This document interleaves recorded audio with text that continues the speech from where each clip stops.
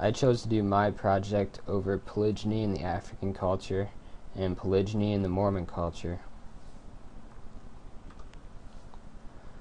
Polygyny is when a man is married to more than one woman at the same time. It is one of two types of polygamy. The other type is called polyandry, which is when a woman is married to more than one man at the same time. Polyandry is rarely practiced in very few societies today.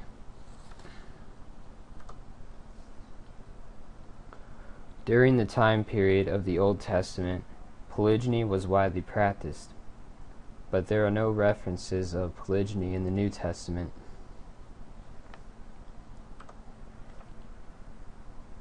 I wrote my paper using the functionalism approach because functionalism looks for the part or function that some aspect of culture or social life plays in maintaining a cultural system. Polygyny in Africa relates to functionalism because the people of Africa rely on polygyny to maintain their culture. If polygyny in Africa was banned, children would have harder lives because they rely on the help they get from their mother's co-wives. Their culture would go through a huge change. The women would have more of a financial hardship if they could not find a man to marry. However, on the other hand, Mormons practice polygyny mainly because they want to have a higher rank when they go to heaven. They could still easily function in their everyday lives without practicing polygyny. Polygyny can occur because of an imbalanced sex ratio where the women outnumber the men in a particular society. Some women in Africa choose to be married to a man with multiple wives because the other wives can help her care for her children and help with household work. And the man can be rich and provide a lot for the family. In some societies, only the very wealthy can and are expected to support more than one wife at the same time. Others enter a polygynous marriage because there aren't enough marriageable males in their community. Mormons practice polygyny because they believe that God is a polygynist who loves all his children but confers on men an elevated status which ensures that men who live righteously will obtain a higher spiritual standing in the next life. Mormon women must also be in a polygynous marriage in order to achieve a higher level in heaven. Fundamentalist Mormons have made polygynous marriage the key to salvation. Only about 10 to 20% of Mormons actually have more than one wife, and those families appear to be more successful. Many men seek women who are raised outside the community and are willing to convert to their religion. The men mainly only have an interest in polygynous marriage just for the purpose of religious beliefs.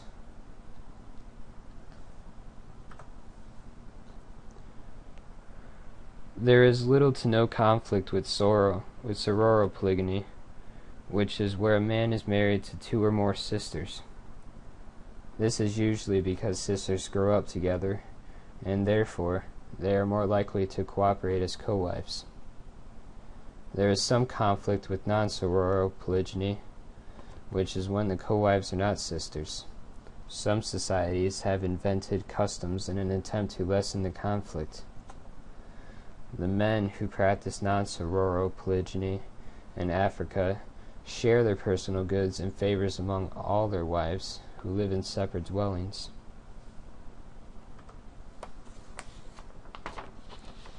The biggest problem with polygyny in Africa is the vulnerability it creates in people for getting sexually transmitted diseases.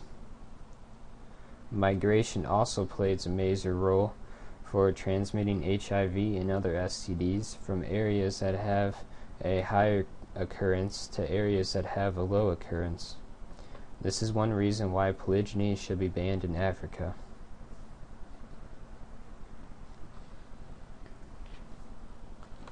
Women who are in a polygynous relationship have fewer children because for every wife that is added to the marriage, the average number of kids per wife is reduced by 1.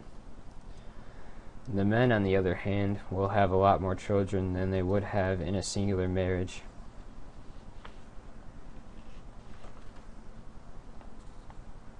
I assume that it would be very embarrassing for the children growing up whose parents are in a polygynous relationship. I don't think the kids who would want to be seen walking around in public with 2 or 3 mothers. Some kids, however, would be embarrassed.